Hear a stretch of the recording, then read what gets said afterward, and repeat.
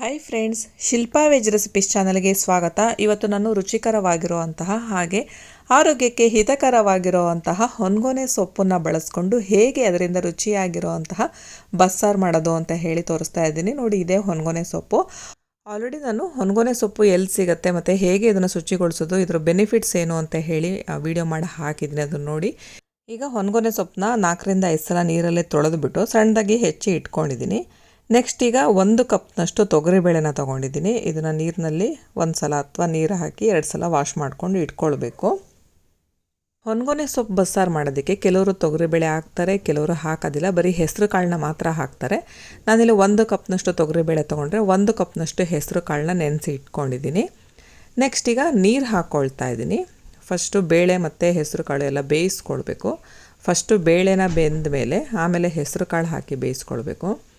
Next ಈಗ ನೀರನ್ನ ನೋಡ್ಕೊಂಡು ಹಾಕ್ಕೊಳ್ಬೇಕಾಗತ್ತೆ. ಸಾರು ಎಷ್ಟು ಮಾಡ್ಕೊಳ್ತೀವೋ ಆ ಕ್ವಾಂಟಿಟಿಯಲ್ಲಿ ನೀರನ್ನ ಹಾಕ್ಕೊಳ್ಬೇಕು. ಈಗ ಇದಕ್ಕೆ ಸ್ವಲ್ಪ ಎಣ್ಣೆ ಕೂಡ ಹಾಕ್ಕೊಂಡಿದ್ದೀನಿ. ನೆಕ್ಸ್ಟ್ ಇದು ಸ್ವಲ್ಪ ಕುದಿ ಬರೋಕ್ಕೆ ಸ್ಟಾರ್ಟ್ ಆದಾಗ ನಾನು ತೊಳೆದಿಟ್ಕೊಂಡಿರುವಂತಹ ತೊಗರಿಬೇಳೆನ ಫಸ್ಟು ಒಂದು 5 ನಿಮಿಷ ಬೇಯಿಸ್ಕೊಳ್ತೀನಿ. ನೆಕ್ಸ್ಟ್ ಇದಕ್ಕೆ ಸ್ವಲ್ಪ ಅರಿಶಿನ ಹಾಕ್ಕೊಳ್ತಾ ಇದ್ದೀನಿ. ಬೇಳೆ ಬೇಯೋದಕ್ಕೆ ಎಣ್ಣೆ ಮತ್ತು ಅರಿಶಿನ ಹಾಕಿದ್ರೆ ಸಾಫ್ಟಾಗಿ ಬೇಳೆ ಚೆನ್ನಾಗಿ ಬೇಯುತ್ತೆ. ನೆಕ್ಸ್ಟ್ ನಾನೀಗ ಇದಕ್ಕೆ ಹೆಸರು ಕಾಳನ್ನ ಕೂಡ ಹಾಕ್ಕೊಳ್ತಾ ಇದ್ದೀನಿ. ಒಂದು ಅರ್ಧದಷ್ಟು ಬೇಳೆ ಬೆಂದ ಮೇಲೆ ಹಾಕಿದ್ರೆ ಒಳ್ಳೆಯದು.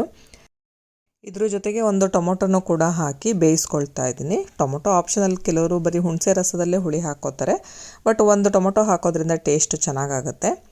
ಈಗ ನೋಡ್ತಾ ಇರ್ಬೋದು, ಬೇಳೆ ಸುಮಾರಷ್ಟು ಬೆಂದಿದೆ. ಈ ರೀತಿ ಒಂದು 3/4 ಭಾಗದಷ್ಟು ಬೆಂದ ಮೇಲೆ ನಾವು ಸೊಪ್ಪನ್ನು ಹಾಕ್ಕೊಳ್ಬೇಕು. ಹೆಚ್ಚಿಟ್ಕೊಂಡಿರುವಂತಹ ಹೊನ್ಗೊನೆ ಸೊಪ್ಪನ್ನು ಕೂಡ ಈ ಬೇಳೆ ಮತ್ತು ಹೆಸರು ಕಾಳು ಜೊತೆ ಬೇಯಿಸ್ಕೊಳ್ಬೇಕು. ಸೊಪ್ಪನ್ನೇ ಜಾಸ್ತಿ ಹೊತ್ತು ಬೇಯಿಸೋದು ಬೇಡ. ಹಾಗಾಗಿ ನಾವು 3/4 ಭಾಗದಷ್ಟು ಹೆಸರು ಕಾಳು ಮತ್ತು ಬೇಳೆ ಬೆಂದ ಮೇಲೆ ನಾವು ಈ ಸೊಪ್ಪನ್ನು ಹಾಕಿ ಬೇಯಿಸ್ಕೊಳ್ಬೇಕಾಗತ್ತೆ. ಒಂದು 5 ನಿಮಿಷದಲ್ಲೇ ಬೇಯುತ್ತೆ ಸೊಪ್ಪು. ಜಾಸ್ತಿ ಹೊತ್ತು ಕೂಡ ಏನು ಬೇಯಿಸೋದು ಬೇಡ, ಯಾಕಂದರೆ ಮತ್ತೆ ಪಲ್ಯ ಮಾಡುವಾಗ ಮತ್ತೆ ನಾವು ಎಣ್ಣೆಯಲ್ಲಿ ಸೊಪ್ಪನ್ನು ಬಾಡಿಸ್ಕೊಳ್ತೀವಿ. ಸೊ ಹಾಗಾಗಿ ಸ್ವಲ್ಪ ಒಂದು 3/4 ಭಾಗದಷ್ಟು ಬೆಂದರೂ ಕೂಡ ಸಾಕು. ಹೊನ್ಗೊನೆ ಸೊಪ್ಪು ಜೊತೆಗೆ ನಾವು ಅರವೆ ಸೊಪ್ಪು, ದಂಟು ಸೊಪ್ಪು ಕೂಡ ಮಿಕ್ಸ್ ಮಾಡಿ ಹಾಕ್ಬೋದು. ಈವನ್ ಸಬ್ಬಸಿಗೆ ಸೊಪ್ಪು ಕೂಡ ಹಾಕ್ಬೋದು. ಎಲ್ಲ ಸೊಪ್ಪನ್ನು ಮಿಕ್ಸ್ ಮಾಡಿ ಕೂಡ ಮಾಡಬಹುದು. ಬಟ್ ಹೊನ್ಗೊನೆ ಸೊಪ್ಪಿಂದು ಬಸ್ಸಾರು ತುಂಬಾ ಟೇಸ್ಟ್ ಆಗಿರುತ್ತೆ. ಬರೀ ಅದೊಂದೇ ಹಾಕಿದ್ರೆ, ಜಾಸ್ತಿ ಸೊಪ್ಪು ಸಿಕ್ತು ಅನ್ನೋದಾದರೆ ಬರೀ ಹೊನ್ಗೊನೆ ಸೊಪ್ಪು ಹಾಕೇ ಮಾಡಿ, ಕಡಿಮೆ ಇತ್ತು ಅನ್ನೋದಾದರೆ ಮಿಕ್ಸ್ ಮಾಡಿ ಅರವೆ ಸೊಪ್ಪು, ದಂಟು ಸೊಪ್ಪು ಮಿಕ್ಸ್ ಮಾಡಿ ಅದೊಂಥರ ಚೆನ್ನಾಗಿರುತ್ತೆ. ಸೊಪ್ಪನ್ನು ಬೇಯಿಸ್ಕೊಳ್ಳುವಾಗ ಕೈ ಆಡ್ಕೊಳ್ತಾನೆ ಇರಬೇಕು, ಇಲ್ಲಾಂದರೆ ಕೆಳಗಡೆ ಹೋಗ್ಬಿಟ್ಟು ತಳ ಹಿಡಿಯುವಂತಹ ಚಾನ್ಸಸ್ ಇರುತ್ತೆ. ಸೊ ಹಾಗಾಗಿ ಕೈ ಆಡ್ಕೊಳ್ತಾನೆ ಸೊಪ್ಪನ್ನು ಬೇಯಿಸ್ಕೊಳ್ಬೇಕು. ಈಗ ಚೆನ್ನಾಗಿ ಬೆಂದಿದೆ. ಬೇಳೆ ಆಗಲಿ, ಸೊಪ್ಪಾಗಲಿ, ಹೆಸರು ಕಾಳು ಮತ್ತು ಟೊಮೊಟೊ ನಾವೇನು ಹಾಕಿದ್ದೀವಿ ಅದಷ್ಟು ಕೂಡ ಚೆನ್ನಾಗಿ ಬೆಂದಿದೆ. ಈಗ ಸ್ಟವ್ ಆಫ್ ಮಾಡಿಕೊಂಡು ಸೊಪ್ಪು ಮತ್ತು ನೀರನ್ನ ಸಪ್ರೇಟ್ ಮಾಡ್ಕೊಳ್ತಾ ಇದ್ದೀನಿ. ಬಸ್ಕೊಳ್ಬೇಕು, ಹಾಗಾಗಿ ಇದನ್ನು ಬಸ್ಸಾರು ಅಂತ ಹೇಳಿ ಕರೆಯೋದು. ಬಸ್ಸಾರು ಮಾಡೋದ್ರಿಂದ ತಿಳಿಸಾರು ಕೂಡ ಮಾಡ್ಕೊಳ್ಬೋದು ಕಟ್ಟಲ್ಲಿ, ಮತ್ತು ಪಲ್ಯ ಕೂಡ ಮಾಡ್ಕೊಳ್ಬೋದು ಕಾಳುಗಳನ್ನು ಬಳಸ್ಕೊಂಡು. ತುಂಬಾ ಚೆನ್ನಾಗಿರುತ್ತೆ, ರುಚಿಯಾಗಿರುತ್ತೆ ಮತ್ತು ಆರೋಗ್ಯಕ್ಕೆ ಕೂಡ ಒಳ್ಳೆಯದು. ಇನ್ನು ಬರೀ ಸಾರನ್ನ ಬಳಸಿದ್ರೂ ಕೂಡ ನಮಗೆ ಆರೋಗ್ಯ ವೃದ್ಧಿ ಆಗುತ್ತೆ, ಯಾಕಂದರೆ ಆ ಕಾಳಲ್ಲಿರುವಂತಹ ಅಷ್ಟು ಅಂಶ ಕೂಡ ನೀರಲ್ಲಿ ಇಳ್ಕೊಂಡಿರುತ್ತೆ. ಈಗ ಇದಕ್ಕೊಂದು ಮಸಾಲೆ ಹುರ್ಕೊಳ್ಬೇಕು ಸಾರು ಮಾಡೋದಕ್ಕೆ. ಫಸ್ಟು ಎಣ್ಣೆ ಹಾಕ್ಕೊಂಡಿದ್ದೀನಿ ಪ್ಯಾನ್ಗೆ. ನೆಕ್ಸ್ಟ್ ಧನಿಯಾ 1 ಸ್ಪೂನ್ ಹಾಕಿದ್ರೆ, ಜೀರಿಗೆನ 1.5 ಸ್ಪೂನ್ನಷ್ಟು ಹಾಕಬೇಕು. ಕಾಳು ಮೆಣಸು ಒಂದು 3/4 ಸ್ಪೂನು ಅಥವಾ 1 ಸ್ಪೂನ್ ಕೂಡ ಹಾಕ್ಬೋದು.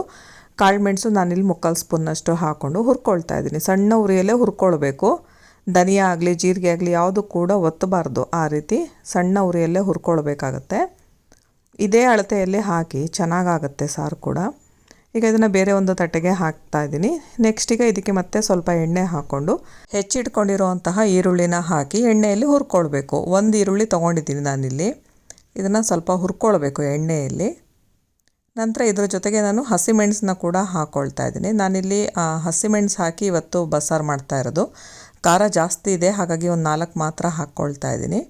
ನೆಕ್ಸ್ಟ್ ಇಲ್ಲಿ ಬೆಳ್ಳುಳ್ಳಿ, 1 ಗಡ್ಡೆಯಷ್ಟು ಬೆಳ್ಳುಳ್ಳಿನ ಸಿಪ್ಪೆ ತೆಗೆದ್ಬಿಟ್ಟು ಹಾಕ್ಕೊಳ್ತಾ ಇದ್ದೀನಿ. ಬೆಳ್ಳುಳ್ಳಿ ಜಾಸ್ತಿ ಹಾಕಿದಷ್ಟು ಟೇಸ್ಟು ತುಂಬಾ ಚೆನ್ನಾಗಾಗುತ್ತೆ. ಮತ್ತು ಹಸಿಮೆಣಸು ಕೂಡ ಅಷ್ಟೇ, ಖಾರ ನೋಡಿಕೊಂಡು ಹಾಕ್ಕೊಳ್ಳಿ. ಈರುಳ್ಳಿ ಎಲ್ಲ ಸ್ವಲ್ಪ ಕೆಂಪಾಗಬೇಕು, ಅಲ್ಲಿವರೆಗೆ ಹುರ್ಕೊಳ್ಬೇಕು. ನೆಕ್ಸ್ಟ್ ನಾನಿಲ್ಲಿ ಹಸಿ ತೆಂಗಿನಕಾಯಿ ತುರಿನ ಒಂದು 3 ಟೇಬಲ್ ಸ್ಪೂನ್ನಷ್ಟು ಹಾಕ್ಕೊಳ್ತಾ ಇದ್ದೀನಿ. ತುಂಬ ಅರ್ಧ ಬಟ್ಲುಗಟ್ಟಲೆ ತೆಂಗಿನಕಾಯಿ ತುರಿ ಹಾಕೋದು ಆ ಥರ ಎಲ್ಲ ಮಾಡಬಾರ್ದು. ಸ್ವಲ್ಪ ಲೈಟಾಗಿ ಹಾಕ್ಕೊಂಡು ನಾವು ಮಾಡ್ಕೊಳ್ಬೇಕಾಗತ್ತೆ. ಈಗ ತೆಂಗಿನಕಾಯಿ ತುರಿನೂ ಅಷ್ಟೇ ಹಸಿ ವಾಸನೆ ಹೋಗಲ್ಲಿವರೆಗೆ ಸ್ವಲ್ಪ ಹುರ್ಕೊಳ್ಬೇಕು ಈರುಳ್ಳಿ ಜೊತೆಗೆ. ತುಂಬ ಹೊತ್ತೇನು ಹುರಿಯೋದೇನು ಬೇಡ ತೆಂಗಿನಕಾಯಿ ಹಾಕಿದ್ಮೇಲೆ. ಈಗ ನೋಡಿ ಚೆನ್ನಾಗಿ ಹುರಿದಾಗಿದೆ. ಈಗ ಇದು ಸ್ವಲ್ಪ ತಣ್ಣಗಾಗಲಿ. ತಣ್ಣಗಾದಮೇಲೆ ನಾನು ಮಿಕ್ಸಿ ಜಾರಿಗೆ ಹಾಕ್ಕೊಳ್ತಾ ಇದ್ದೀನಿ. ಫಸ್ಟ್ ನಾನಿಲ್ಲಿ ಧನಿಯಾ ಜೀರಿಗೆ ಮೆಣಸಿನಕಾಳು ಏನು ಹುರಿದಿದ್ದೆ ಅಲ್ವಾ ಅದನ್ನು ಮಿಕ್ಸಿ ಜಾರಿಗೆ ಹಾಕಿ ಇದನ್ನು ಫಸ್ಟ್ ಪುಡಿ ಮಾಡ್ಕೊಳ್ತಾ ಇದ್ದೀನಿ. ಈಗ ಪುಡಿ ಆಗಿದೆ. ಈಗ ನಾನು ಏನು ಈರುಳ್ಳಿ ಎಲ್ಲ ಹುರಿದಿಟ್ಟಿದ್ದೆಲ್ಲ ಇದು ತಣ್ಣಗಾದ್ಮೇಲೆ ಇದನ್ನು ಹಾಕ್ಕೊಳ್ಬೇಕು. ನೆಕ್ಸ್ಟ್ ಈಗ ಇದ್ರ ಜೊತೆಗೆ ನಾನು ದಂಟು ಸಮೇತ ಕೊತ್ತಂಬರಿ ಸೊಪ್ಪನ್ನ ಒಂದು ಹಿಡಿಯಷ್ಟು ಹಾಕ್ಕೊಳ್ತಾ ಇದ್ದೀನಿ. ನೆಕ್ಸ್ಟ್ ಬೇಯಿಸಿಟ್ಕೊಂಡಿರೋ ಅಂತಹ ಬೇಳೆನ ಹಾಕ್ಕೊಳ್ತಾ ಇದ್ದೀನಿ. ಒಂದು 2 ಸೌಟ್ನಷ್ಟಾದರೂ ಹಾಕ್ಕೊಳ್ಬೇಕು, ಚೆನ್ನಾಗಿ ಸಾರಾಗತ್ತೆ. ಸ್ವಲ್ಪ ಮಂದ ಜಾಸ್ತಿ ಬೇಕು ಅನ್ನೋದಾದರೆ 3 ಸ್ಪೂನ್ನಷ್ಟು ಹಾಕ್ಕೊಳ್ಳಿ. ನೆಕ್ಸ್ಟ್ ಈ ಟೊಮೊಟೊ ಏನು ಬೇಯಿಸಿಟ್ಕೊಂಡಿದ್ದಲ್ಲ ಇದ್ರ ಸಿಪ್ಪೆ ತೆಗೆದುಬಿಟ್ಟು ಇದನ್ನು ಕೂಡ ಮಿಕ್ಸಿ ಜಾರಿಗೆ ಹಾಕ್ಕೊಳ್ಬೇಕು. ನೀವು ಬೇಕು ಅನ್ನೋದಾದರೆ ಒಂದು 2 ಟೊಮೊಟೊ ಕೂಡ ಹಾಕ್ಕೊಳ್ಬೋದು. ನಾನಿಲ್ಲಿ 1 ಟೊಮೊಟೊ ಮಾತ್ರ ಬಳಸಿದ್ದೀನಿ. ಈಗ ಮಿಕ್ಸಿ ಜಾರಿಗೆ ನಾನು ಸ್ವಲ್ಪ ಹುಣಸೆ ಹಣ್ಣನ್ನು ನೆನೆಸಿಟ್ಕೊಂಡಿದ್ದೆ, ಒಂದು ನಿಂಬೆ ಹಣ್ಣಿನ ಗಾತ್ರದಷ್ಟು. ಇದನ್ನು ಚೆನ್ನಾಗಿ ಕಿವುಚ್ಬಿಟ್ಟು ಇದರ ರಸನ ಇದಕ್ಕೆ ಹಾಕ್ಕೊಳ್ತಾ ಇದ್ದೀನಿ. ಉಪ್ಪು, ಹುಳಿ, ಬೆಲ್ಲ, ಖಾರ ಎಲ್ಲ ಚೆನ್ನಾಗಿ ಬಿತ್ತು ಅಂದರೆ ಸಾರು ತುಂಬಾ ಟೇಸ್ಟ್ ಆಗುತ್ತೆ. ಈಗ ನುಣ್ಣಗೆ ರುಬ್ಬಿದ್ದೀನಿ. ಈಗ ಇದನ್ನು ಒಂದು ಪಾತ್ರೆಗೆ ಹಾಕ್ಕೊಳ್ತಾ ಇದ್ದೀನಿ. ಚೆನ್ನಾಗಿ ನುಣ್ಣಗೆ ರುಬ್ಕೊಳ್ಬೇಕು. ನೆಕ್ಸ್ಟ್ ಈಗ ನಾನು ಕಟ್ಟು ಏನು ಬೇಯಿಸಿಟ್ಕೊಂಡಿದ್ನಲ್ಲ ಅದನ್ನು ಹಾಕ್ಕೊಳ್ತಾ ಇದ್ದೀನಿ. ಈ ಕಾಳೇನಿದೆ ಇದರಲ್ಲಿ ನಾನು ಪಲ್ಯ ಮಾಡ್ಕೊಳ್ತೀನಿ. ಈ ಬಸ್ತಿರೋ ಅಂತಹ ಕಟ್ಟನ್ನು ನಾನೀಗ ಈ ರುಬ್ಬಿರೋ ಅಂತಹ ಮಸಾಲೆ ಹಾಕಿದ್ನಲ್ಲ ಅದೇ ಪಾತ್ರೆಗೆ ಹಾಕ್ಕೊಳ್ತಾ ಇದ್ದೀನಿ. ಮಿಕ್ಸಿ ಜಾರಿಗೆ ಸ್ವಲ್ಪ ನೀರು ಹಾಕಿ ಕೂಡ ಹಾಕಿದ್ದೀನಿ.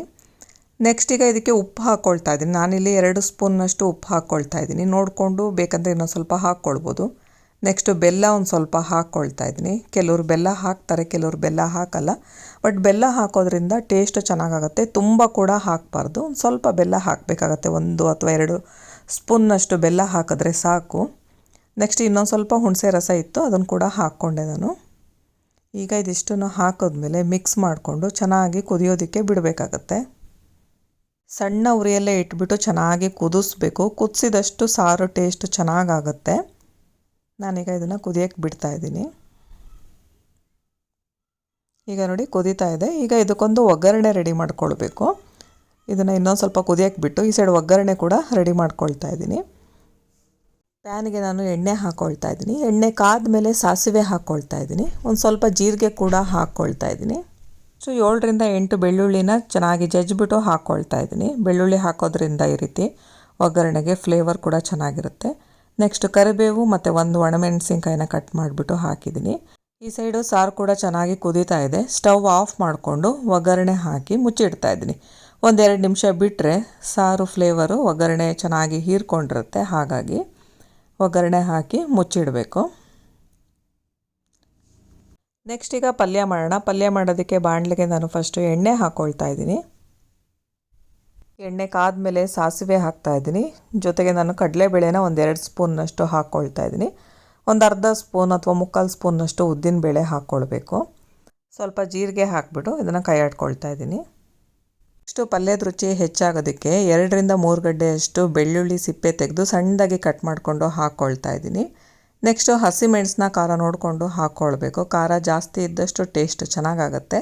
ನೆಕ್ಸ್ಟು ಒಂದು 2 ಗಡ್ಡೆಯಷ್ಟು ಈರುಳ್ಳಿನ ಸಣ್ಣದಾಗಿ ಕಟ್ ಮಾಡಿಕೊಂಡು ಹಾಕ್ಕೊಂಡಿದ್ದೀನಿ. ಈಗ ಇದಿಷ್ಟನ್ನು ಕೂಡ ಎಣ್ಣೆಯಲ್ಲಿ ಹಾಕಿ ಚೆನ್ನಾಗಿ ಫ್ರೈ ಮಾಡ್ಕೊಳ್ಬೇಕು.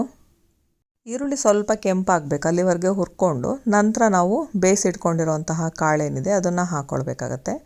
ಈಗ ಈರುಳ್ಳಿ ಸ್ವಲ್ಪ ಕೆಂಪಾಗಿದೆ. ಈಗ ನಾನು ಬೇಯಿಸಿಟ್ಕೊಂಡಿರೋಂತಹ ಕಾಳು ಸೊಪ್ಪು ಎಲ್ಲ ಹಾಕ್ಕೊಳ್ತಾ ಇದ್ದೀನಿ. ಈಗ ಇದಕ್ಕೆ ಉಪ್ಪನ್ನು ಕೂಡ ಹಾಕ್ಕೊಳ್ತಾ ಇದ್ದೀನಿ. ನೋಡಿಕೊಂಡು ಉಪ್ಪು ಹಾಕ್ಕೊಳ್ಬೇಕಾಗತ್ತೆ. ನಾನಿಲ್ಲಿ 1 ಸ್ಪೂನ್ನಷ್ಟು ಪುಡಿ ಉಪ್ಪನ್ನ ಹಾಕ್ಕೊಳ್ತಾ ಇದ್ದೀನಿ. ಆಮೇಲೆ ಟೇಸ್ಟ್ ನೋಡಿಕೊಂಡು ಬೇಕಂದರೆ ಇನ್ನೊಂದು ಸ್ವಲ್ಪ ಹಾಕ್ಕೊಳ್ತೀನಿ. ಈಗ ಇದಿಷ್ಟನ್ನು ಹಾಕಿ ಮಿಕ್ಸ್ ಮಾಡಿಕೊಂಡು ಎಣ್ಣೆಯಲ್ಲಿ ಸ್ವಲ್ಪ ಫ್ರೈ ಮಾಡ್ಕೊಳ್ಬೇಕು. ನಂತರ ಕೊನೆಯಲ್ಲಿ ನಾನು ಒಂದು ಅರ್ಧ ಬಟ್ಲಷ್ಟು ತೆಂಗಿನಕಾಯಿ ತುರಿನ ಹಾಕ್ಕೊಳ್ತಾ ಇದ್ದೀನಿ. ಈಗ ಇದನ್ನು ಕೂಡ ಅಷ್ಟೇ ಮಿಕ್ಸ್ ಮಾಡ್ಕೊಳ್ತಾ ಇದ್ದೀನಿ. ತೆಂಗಿನಕಾಯಿ ತುರಿ ಹಾಕಿದ್ಮೇಲೆ ಸ್ವಲ್ಪ ಎಣ್ಣೆಯಲ್ಲಿ ಈ ರೀತಿ ಫ್ರೈ ಮಾಡ್ಕೊಳ್ಬೇಕು, ಇಲ್ಲಾಂದರೆ ಬೇಗ ಅಳಿಸೋಗುತ್ತೆ. ಹಾಗಾಗಿ ಅಷ್ಟೇ. ನೀವು ತಕ್ಷಣ ತಿಂದು ಖಾಲಿ ಮಾಡ್ತೀರಾ ಅನ್ನೋದಾದರೆ ಕೊನೆಯಲ್ಲಿ ತೆಂಗಿನಕಾಯಿ ತುರಿನ ಹಾಕ್ಕೊಳ್ಬೋದು. ನಂತರ ನಾನು ಕೊನೆಯಲ್ಲಿ ನಿಂಬೆ ಹಣ್ಣಿನ ರಸನ ಹಾಕ್ಕೊಳ್ತಾ ಇದ್ದೀನಿ, ಒಂದು ಅರ್ಧ ಹೊಳಕೆಯಷ್ಟು. ಈಗ ಇದನ್ನು ನೀಟಾಗಿ ಮಿಕ್ಸ್ ಮಾಡಿಕೊಂಡ್ರೆ ಪಲ್ಯ ರುಚಿಯಾಗಿ ರೆಡಿ ಆಗುತ್ತೆ ಮತ್ತು ಆರೋಗ್ಯಕ್ಕೂ ಕೂಡ ತುಂಬ ಹಿತಕರವಾಗಿರೋ ಅಂತಹ ಪಲ್ಯ ಇದು. ನಾನಿವತ್ತು ಇದನ್ನು ಜೋಳದ ಮುದ್ದೆ ಜೊತೆಗೆ ಸರ್ವ್ ಮಾಡ್ತಾ ಇದ್ದೀನಿ. ತುಂಬ ರುಚಿಯಾಗೂ ಇತ್ತು, ಆರೋಗ್ಯವಾಗೂ ಇತ್ತು. ನೀವು ಕೂಡ ಅಷ್ಟೇ ಹೊನ್ಗೊನೆ ಸೊಪ್ಪು ಸಿಕ್ಕರೆ ಈ ರೆಸಿಪಿನ ಮಿಸ್ ಮಾಡದೆ ಟ್ರೈ ಮಾಡಿ. ನಿಮಗೆಲ್ಲ ಈ ವಿಡಿಯೋ ಇಷ್ಟ ಆಯಿತು ಅನ್ನೋದಾದರೆ ಲೈಕ್ ಮಾಡಿ, ಶೇರ್ ಮಾಡಿ ಹಾಗೂ ಸಬ್ಸ್ಕ್ರೈಬ್ ಮಾಡಿ. Thank you friends.